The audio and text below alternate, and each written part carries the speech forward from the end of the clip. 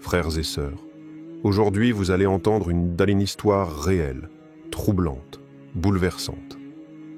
Une femme, croyante ordinaire, a vu dans un rêve celui que des milliards attendent depuis des siècles, le Mahdi.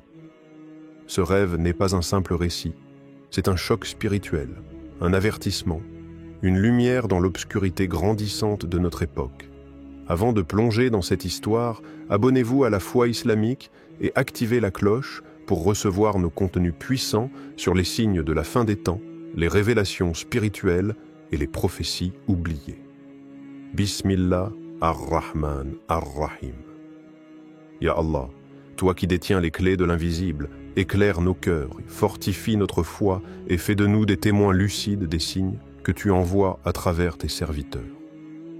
Partie 1. Une nuit comme les autres, ou presque. La maison est silencieuse. Les enfants dorment, le téléphone est éteint, la ville aussi semble figée dans une paix inhabituelle. Il est 3 heures du matin. Leïla, 43 ans, est assise sur son tapis de prière. Les larmes glissent doucement sur ses joues. Elle vient de terminer le dernier raka'a de sa prière nocturne. Son cœur est lourd, mais tourné vers le ciel. Elle ne demande pas la richesse, ni la gloire, ni même la santé. Elle demande quelque chose que les yeux ne peuvent voir. Elle dit à Allah dans un souffle, « Fais-moi sentir que tu m'entends. Envoie-moi un signe, même discret. J'ai besoin de toi. » C'est une prière que des milliers de musulmans récitent chaque nuit. Mais cette nuit-là, pour elle, quelque chose va basculer. Épuisée mais apaisée, Leïla s'endort sur son oreiller, encore humide. À peine ses paupières fermées, elle se retrouve ailleurs. Ce n'est pas un rêve comme les autres. Il n'a pas la légèreté des songes habituels. Tout est plus réel, plus pesant, comme si son âme avait été tirée vers un autre plan d'existence. Autour d'elle, un désert, immense, sans repère. Le sol est sec, fissuré. Le vent souffle légèrement, mais il ne fait ni chaud ni froid. Le ciel, lui, semble en feu. Une lumière rougeoyante, teintée d'or, éclaire l'horizon. Pas de soleil, pas de lune, un monde suspendu. Elle n'est pas seule. Des silhouettes sans visage courent autour d'elle, mais sans but, sans direction. Elles bougent dans tous les sens, agitées, désespérées. Certaines crient, mais aucun son ne sort de leur bouche. Leïla tente de parler, de demander « Où suis-je ? Que se passe-t-il » Mais elle aussi est muette, et puis il apparaît, calmement, sans bruit, comme si le sol lui obéissait. Un homme en blanc au regard pénétrant, pas un regard dur, ni tendre, un regard qui voit vraiment. Elle n'a jamais vu cet homme auparavant, mais au fond d'elle, elle le reconnaît. Il n'est pas une figure de mémoire, mais une certitude. Il s'approche, paisible mais intense. Chaque pas qu'il fait vers elle semble faire taire les ombres. Le monde entier semble retenir son souffle. Leïla tremble, pas de peur, mais de ce mélange étrange entre crainte révérentielle et présence divine. Elle veut fuir et rester en même temps. C'est son cœur qui parle le premier. Il bat fort, comme s'il voulait sortir de sa poitrine pour s'incliner devant lui. Alors, il ouvre la bouche, et d'une voix calme mais retentissante, il prononce une phrase « N'aie pas peur, le temps est venu ». C'est tout. Et pourtant, ces quelques mots brisent quelque chose en elle. Elle ne comprend pas, mais elle sent que tout a changé. L'air, le sol, sa propre respiration. Le passé s'efface, le futur devient une brume menaçante, et seul l'instant présent existe. Son esprit veut des explications, mais son âme sait déjà que ce qu'elle vit n'est pas un rêve, mais un appel à voir au-delà des apparences, à se préparer à quelque chose de plus grand que soi. Et tandis que l'homme la fixe toujours, immobile, Leïla comprend qu'elle vient d'être choisie pour voir ce que d'autres ne verront jamais, même les yeux ouverts. Partie 2.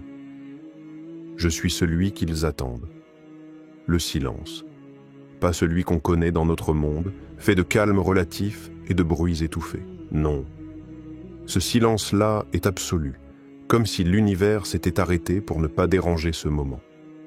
Leïla reste figée, incapable de détacher ses yeux de cet homme en blanc. Le sable autour d'elle ne bouge plus, même le vent s'est figé. L'étrangeté du rêve s'est muée en solennité. Il la regarde, longuement. Ce regard n'est pas humain. Il est ancien, comme s'il portait les secrets de milliers d'années. Il ne juge pas, il ne questionne pas. Il sait. Puis, il fait un pas vers elle, pose sa main sur sa poitrine, sans qu'elle ne le voie bouger, et elle ressent comme une explosion de lumière à l'intérieur de son cœur. Les battements de son cœur ralentissent et une paix immense l'envahit. Il parle à nouveau, d'une voix profonde et douce comme l'écho d'un autre monde. Je suis celui qu'ils attendent depuis des siècles. Leïla fronce les sourcils. Elle veut parler, mais aucun mot ne sort. L'homme continue, comme s'il répondait à ses pensées.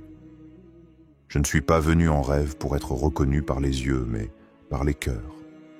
Le monde s'endort alors que la tempête approche. Beaucoup chercheront des signes dans les guerres, dans les discours, dans les livres. Mais le vrai signe, c'est ce que tu ressens en ce moment. Il fait un geste de la main. Le paysage change. Le désert s'efface. Devant elle, un champ brûlé, des cadavres de maisons, des enfants qui pleurent, des hommes qui crient au ciel. Une ville, peut-être Damas, peut-être Gaza, peut-être Paris. Les lieux se confondent comme si toutes les douleurs du monde s'étaient fondues en une seule vision. Leïla tremble. Ce qu'elle voit la dépasse. C'est trop pour une seule âme. Mais elle ne détourne pas le regard. L'homme à ses côtés l'observe sans dire un mot. Il veut qu'elle comprenne, pas qu'elle fuit. Et puis il parle encore, en marchant lentement. Le monde est malade. Le cœur de l'humanité s'est endurci. Les puissants se rient des faibles, les savants vendent leur savoir, les âmes s'égarent dans des écrans et peu lèvent les mains vers le ciel. Chaque mot est comme un coup de tonnerre. Il ne crie pas, mais la terre semble trembler à ses paroles. Leïla réussit enfin à parler dans un souffle. « Qui êtes-vous, vraiment ?» Il s'arrête, se tourne. Et dans ce regard toujours aussi insondable, une lueur nouvelle apparaît, celle d'une douleur immense contenue dans une force tranquille. « Je suis Al-Mahdi. » Un frisson traverse le dos de Leïla. Elle connaît ce nom. Elle l'a lu, entendu, parfois même évoqué dans ses prières. Mais jamais elle n'avait imaginé que ce serait réel, que ce serait maintenant. L'homme, ou plutôt le Mahdi, s'approche d'elle. Il la regarde profondément, comme s'il voulait graver ses paroles dans son âme. « Je ne suis pas ici pour te donner des réponses. Je suis ici pour semer un feu dans ton cœur. Ce feu va te réveiller. Il va réveiller d'autres cœurs à travers toi. Mais attention, il s'interrompt. Leïla sent son cœur battre plus fort. Ce que tu vas voir ensuite, peu auront le courage de le porter, et dans un battement d'yeux, tout s'efface. Partie 3. Le secret qu'elle ne devait pas entendre. Le noir. Pas un noir vide, mais un noir habité. Quelque chose vibre dans les ténèbres. Ce n'est plus un désert, ni une ville en ruine. C'est autre chose. Un espace sans forme, sans repère. Leïla ouvre les yeux mais ne voit rien. Et pourtant, elle sent qu'elle n'est pas seule.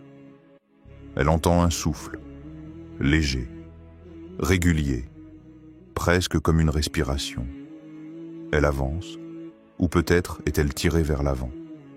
Elle ne sait pas. Son corps ne répond plus aux lois qu'elle connaît, ce n'est plus un rêve. C'est une immersion, une traversée. Puis elle entend des voix, faibles d'abord, comme des échos au loin. Elle récite des versets, des noms, des plaintes, des secrets. Les voix s'entrelacent, se superposent, s'élèvent et s'éteignent. C'est beau, terrifiant, sublime. Et soudain, un murmure s'approche de son oreille. « Tu ne devrais pas entendre ça. » Le frisson est immédiat. Ce n'est pas la voix du Mahdi. C'est autre chose. quelque chose de vieux, quelque chose qui veille. Elle recule d'un pas, ou croit reculer, mais elle est comme maintenue par une force invisible. Le murmure continue, mais maintenant que tu es là, il faut que tu saches. Une lumière très faible s'allume devant elle. Une forme assise, une silhouette floue. Un homme, un vieillard, une entité. Elle n'arrive pas à fixer ses contours. C'est comme si la réalité refusait de le dessiner entièrement. Il lui parle. D'une voix grave, brisée par l'âge ou par le fardeau, les hommes croient que le Mahdi est une légende, une délivrance, une fin. Mais ce qu'ils ignorent, c'est que son arrivée est aussi un avertissement. Leïla sent son souffle se bloquer. L'air est devenu lourd. Le Mahdi ne vient pas pour rassurer. Il vient pour réveiller. Et ceux qui dormiront encore à son appel seront emportés avec ce qui doit tomber. La lumière devient plus vive. La silhouette s'éclaircit un peu. On y distingue des yeux fermés. Un visage marqué par la douleur. Une aura que même l'ombre ne peut cacher. Il poursuit, plus lentement. Il y a des vérités que même les anges ne murmurent qu'entre eux. Et toi, Leïla, tu viens d'en entendre une. Leïla veut parler. Demander pourquoi elle, pourquoi maintenant. Mais un tremblement secoue l'espace autour d'elle. Des lignes d'énergie s'étirent dans les airs, comme des fissures dans le tissu du rêve. Quelque chose veut refermer cette porte. Mais la voix insiste une dernière fois. Quand tu te réveilleras, tu ne te souviendras pas de tout. Seuls quelques mots survivront. Mais ils suffiront à allumer un feu. Et ce feu brûlera ce qui est faux, même en toi. Et juste avant que tout ne s'effondre, une dernière phrase claque comme un éclair. Dis-leur, il a commencé à marcher. Tout disparaît. Leïla rouvre les yeux dans son lit, trempée de sueur. Sa poitrine se soulève violemment. Elle veut se lever, mais ses jambes tremblent. Elle regarde autour d'elle. Tout est en place. Sa chambre, la nuit, le silence, mais elle n'est plus la même. Partie 4. Le message qu'elle devait transmettre. Le matin s'est levé, mais pour Leïla, rien n'est clair. La lumière du soleil paraît fausse, trop brillante, comme si elle cherchait à masquer la profondeur de la nuit qu'elle vient de traverser. Assise sur le bord de son lit, elle serre entre ses doigts les draps humides, le cœur encore bouleversé. Le monde autour d'elle a repris sa danse. Les oiseaux chantent, les enfants dorment encore. Mais en elle, tout est suspendu. Un seul mot lui revient, en boucle. Dis-leur, il a commencé à marcher. Mais à qui? Et comment? Elle ouvre son Coran, espérant trouver une réponse, une confirmation. Ses yeux tombent sur un verset qu'elle n'avait pas prévu, et dit « La vérité est venue, et le faux a disparu, car le faux est destiné à disparaître. » Sourate Al-Isra, 17-81. Ses mains tremblent. Ce n'est plus un rêve comme les autres. Ce n'était pas un simple message pour elle. C'était un mandat. Mais elle hésite. Elle doute. Qui suis-je pour dire cela? Et si on me prend pour une folle? Et si je me trompe? Elle pense à sa famille, à ses proches, à ses amis de la mosquée. Comment leur dire? Comment expliquer un rêve qui n'est pas qu'un rêve? Comment faire comprendre que ce qu'elle a vu, ce qu'elle a ressenti, était plus réel que la réalité elle-même? Elle reste des heures enfermée. Elle pleure, elle prie. Et puis, dans le silence de l'après-midi, une chose étrange se produit. Son téléphone vibre, une notification YouTube, une conférence islamique, le titre, les signes avant-coureurs de la venue du Mahdi. Elle appuie sans réfléchir. L'orateur parle d'un réveil spirituel, d'âme choisie, de rêve porteur de vérité. Il dit « Parfois, Allah envoie un rêve à une personne simple, inconnue, pour toucher les cœurs que les livres ne touchent plus. » Leïla sent son cœur bondir. Elle comprend. Elle doit parler. Mais pas en criant, pas en s'imposant. Elle commence par écrire un simple post, anonyme. Puis un message vocal à une sœur de confiance. Peu à peu, les mots sortent. Hésitant d'abord, puis brûlant. Elle raconte le rêve, les paroles, le visage, le silence. Elle dit ce qu'il a dit, et surtout, elle répète « Il a commencé à marcher ». Les réactions sont partagées. Certaines pleurent, d'autres doutent, quelques-unes se moquent. Mais une chose étrange se produit. Plus elle parle, plus d'autres osent parler à leur tour. Des femmes, des hommes, des jeunes disent « Moi aussi j'ai rêvé d'un homme en blanc ». D'autres confient qu'ils ont ressenti récemment un appel, une agitation intérieure, une urgence sans nom. Comme si une vague invisible commençait à soulever les cœurs. Leïla ne cherche pas à convaincre, elle transmet, c'est tout. Elle ne cherche pas à faire croire, elle témoigne. Et cela suffit. Un jour, un inconnu lui écrit. Il dit simplement « Ton rêve a réveillé le mien ». Et ce jour-là, elle comprend. Ce qu'elle a vu n'était peut-être pas seulement pour elle. C'était une clé, une étincelle. Et maintenant, le feu se répand. Partie 5. Une mission qui commence dans le silence. Leïla marche dans la rue, mais chaque pas qu'elle fait semble lourd, presque solennel. C'est comme si la terre elle-même la reconnaissait, comme si chaque gravier sous ses pieds était un témoin silencieux de la mission qu'elle porte désormais. Le bruit de la ville, les voix des passants, tout semble lointain, comme si un voile invisible l'entourait. Elle se sent toujours en équilibre entre deux mondes, celui de l'ordinaire et celui qu'elle a touché la nuit dernière, le mardi. Elle le répète dans son esprit à chaque instant. Ce n'est plus un concept abstrait, ce n'est pas juste un nom qu'on lit dans les livres. Ce nom a pris vie, il l'habite, elle le sent dans son cœur à chaque battement. Elle a vu son visage, elle a entendu sa voix, elle sait qu'il marche maintenant, que le temps a commencé à se tordre, que l'humanité est à l'aube de quelque chose d'immense. Et pourtant, tout autour d'elle reste inchangé. La vie continue de suivre son cours, indifférente, comme si rien ne s'était passé. Elle sourit faiblement en pensant à la réaction de ses enfants quand elle leur dira « Ils ont bien vu son regard distant ces derniers jours. Ils ont bien senti son trouble, mais ils ne peuvent pas comprendre. Comment pourrait-il ? À peine elle-même comprend-elle ce qui lui arrive. Elle retourne à la mosquée ce soir-là. L'air est frais, le ciel est dégagé, les étoiles scintillent. Elle entre sans bruit, comme une étrangère dans sa propre maison. C'est le moment de la prière du soir, mais ce soir, chaque mouvement semble plus sacré, chaque geste plus pesant.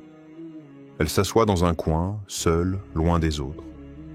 La salle est calme, emplie des murmures des prières. Mais Leïla, elle, n'est pas dans cette prière. Elle est ailleurs, dans un espace entre l'au-delà et ce monde-ci. Elle ferme les yeux, prend une grande inspiration et répète dans son cœur « Ô Allah, guide-moi, car je ne sais pas quelle est que la vérité de ce rêve, ni ce que je dois en faire. » Les mots s'échappent, lourds de sens, mais elle sent que la réponse n'est pas immédiate. Allah, dans sa sagesse, ne lui envoie pas de réponse simple. Le message est clair. Elle doit apprendre à vivre avec ce fardeau, à le porter dans le silence. Au bout de quelques minutes, un vieil homme s'approche d'elle. Il n'est pas connu d'elle. Un visage calme, presque serein. Il ne lui parle pas tout de suite, mais il s'assoit à côté d'elle. Il attend comme s'il savait qu'elle avait quelque chose à lui dire. Il attend qu'elle brise le silence. Finalement, après un long moment, elle prend la parole, presque chuchotant « Je crois que le mardi est là, qu'il est venu, que la fin des temps commence. » Le vieil homme ne sourit pas, mais il ne semble pas surpris. Au contraire, il baisse doucement la tête, comme s'il attendait cette confession. Il lui dit simplement « Tu n'es pas la seule à l'avoir vu. » Ces paroles frappent Leïla avec une telle force qu'elle reste sans voix. Un frisson glacé parcourt son échine. Le vieil homme se lève, lui lance un dernier regard rempli de sagesse, et avant de partir, il ajoute « Le monde entier ignore ce qui se trame dans l'ombre. mais ceux qui verront la lumière doivent en témoigner, même dans le silence. Elle reste là, seule à nouveau, les mots résonnant dans son esprit. Elle se rend compte que la mission qu'elle porte n'est pas celle d'un prédicateur, mais celle d'un veilleur, d'un témoin dans un monde qui s'endort, d'une âme qui est appelée à raviver la flamme éteinte dans les cœurs. La vérité a été semée. Elle sait que d'autres rêveront, d'autres sauront, d'autres agiront. Mais pour Leïla, la tâche ne fait que commencer. Dans ce monde qui attend sans voir, elle doit être la voix du silence, celle qui porte le message sans le crier, celle qui éclaire les ténèbres avec une simple étincelle.